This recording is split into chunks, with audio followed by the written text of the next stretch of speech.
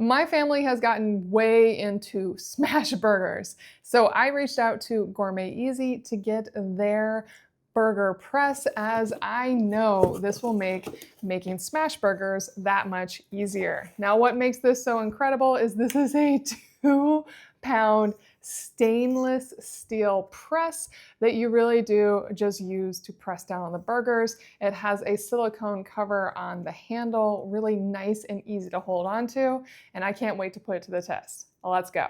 Using this press is such a step beyond what I was doing before when I was just using the bottom of a pot.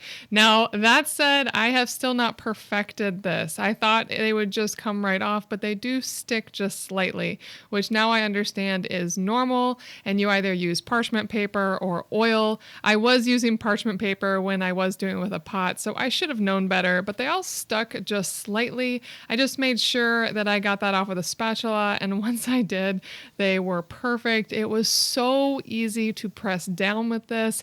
I could have pressed down even more. I will definitely add more heat, more spice next time, and it's just so much fun to use this press. I know I can do better. I will show another video soon when I do, and if you are looking to make smash burgers, definitely get this press. You're gonna love it.